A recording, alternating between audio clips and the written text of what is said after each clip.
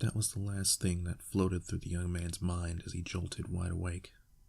He looked at the clock, seeing that it was 3 a.m. He then peered over to see the love of his life sleeping peacefully next to him. He lay back and sighed. Another dream about it, he had whispered to himself. This had happened last night as the teen encountered something in his dreams. He could never remember what it was when he woke up, but he did remember that it said,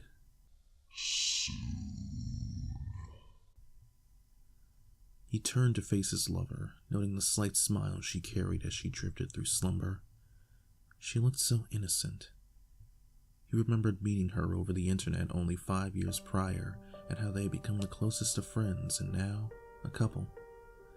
He had dreamed of this moment for so long, and now, here he was, at her house, cuddling in her bed. He knew that, deep in the back of his mind, he would never do anything that would intentionally harm her. It was actually a fear of his, flashing back to a rather vivid nightmare where he had killed one of her friends, her brother's girlfriend, and the brother himself in the most gruesome methods he could conjure up. He really didn't like them because of the things they did to her brother specifically, but he still had enough sense to know that his hatred was not a grounds for murder. He shook the memory away and decided that he would try to get a bit more rest, lest he wake up next morning and shamble around like a zombie in front of her family. When they had gotten out of bed a few hours later, the young man's other half knew that something was eating at his conscience and had asked him what was wrong. It's nothing, really. I just had a nightmare. Again? She had inquired. He nodded and resumed his waking routine. He tried desperately to call back to the dream and gather some sort of description of the creature that had appeared before him, but there was nothing. All he could remember was the words that it had imparted, and its piercing red eyes. Questions for another time, he had figured. When he had arrived at her house, he knew that he was bound to be in for his share of obnoxious people. Unfortunately, he was right. For the past 2 days, the young man and the girl could not seem to catch a break as people came and went, demanding ridiculous things from their family. The stress was beginning to gnaw away at his psyche, but he could only imagine the pain that his love was going through, having been going through these situations for years. It tore him apart, but there wasn't much that he could do. All he could do was be there as the one other person in her life that kept her sane.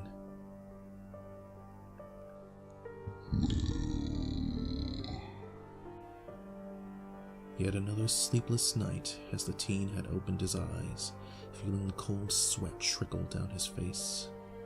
This time, he could remember exactly what was giving him this message. Whatever it was not the most inviting thing in the world. It seemed to be made out of a dark reddish-purple stardust. The head was a bright red, and the hair appeared to be flowing, much like flames. It had a light blue horn in the middle of its head. The eyes looked like rips in its face, and they were indeed black and red. The most defining feature of the creature was the chains that concealed its wrists and the ones emerging from its back. They seemed to be holding back some kind of flowing red liquid. However, it was still quite a ways away, so he couldn't accurately depict its size. The young man pondered the 3 words that it had spoke to him.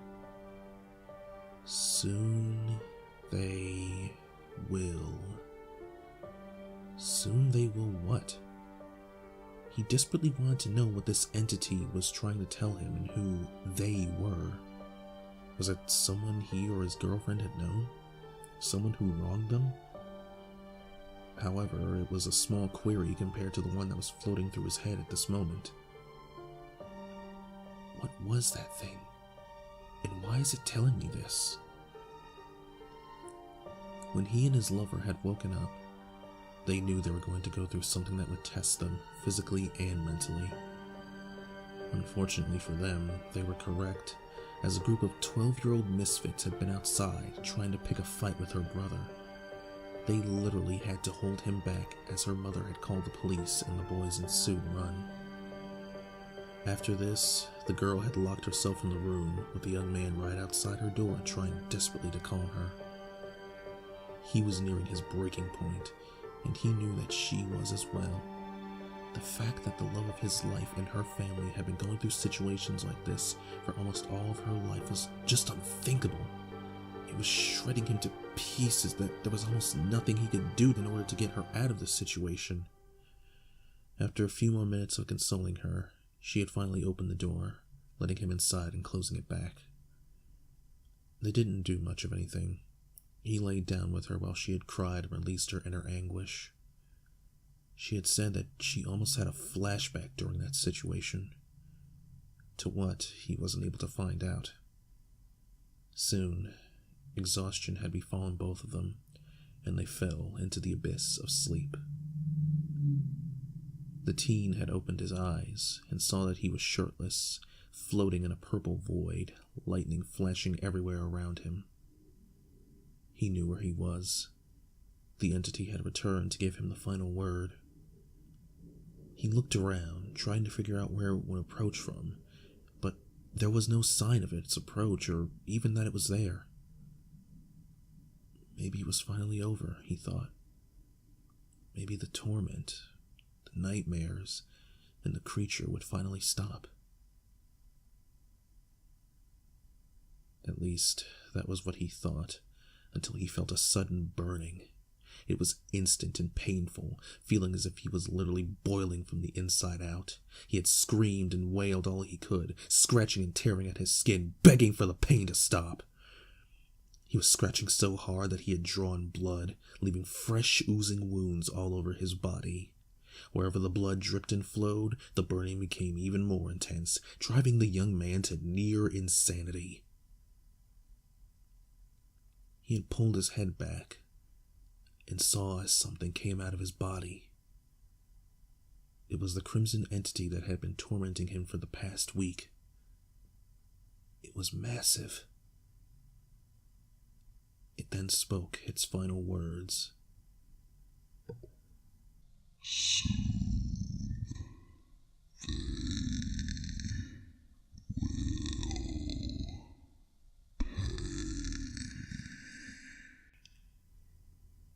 It then grabbed the teen, and the liquid flowed from its wrists into the wounds that he had caused himself.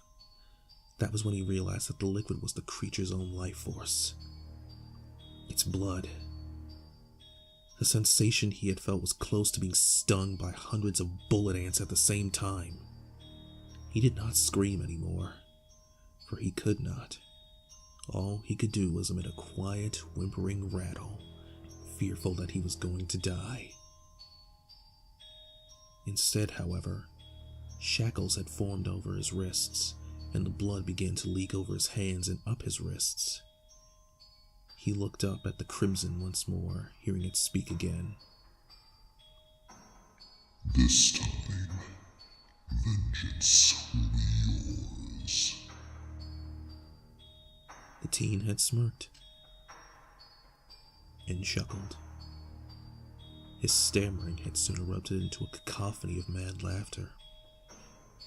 The crimson was right. Vengeance would be his. The girl had awoken to a rather horrid stench.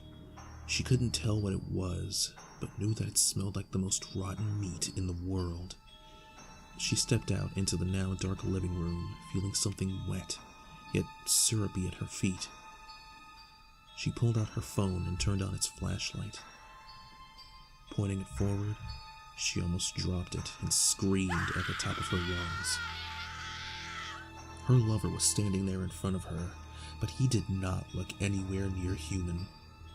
Multiple fresh cuts and wounds ran the length of his body, with the blood streaking down it and the black hoodie he always wore. His hands were covered in blood, and he had shackles that seemed to cause even more blood to run down his hands. However, the worst thing about him was the face. There was not a hint of emotion in the dark red eyes that stared back at her, not even a whiff of the person that she loved so desperately. Sitting behind him were the bodies of multiple people, chains covered in their dark red essence, seemingly piercing through them and out of their mouths. Their faces were contorted into those of agonizing pain, the kind of pain that one would need to have been abused for several years to show. She soon recognized them as the kids who had tried to pick a fight with her brother that very day, along with her brother himself. She chanced to look down and saw that what she was stepping in were the entrails of this thing's victims. Everywhere she looked, there were drained intestines, sliced open stomachs, charred lungs, and deflated hearts. She had looked up to see that her lover was standing over her, looking down at her powerless form with no sense of expression coming from his face. He grabbed her, and she struggled to kick herself free and run, but it was no use. Tears streamed down her face as he brought up his hand, and chains seemed to flow out of them. They had wrapped around her neck and pulled higher and higher until her neck snapped. The last thing she heard right before had told her that she was nothing to him at this point. I have no use for a rag doll.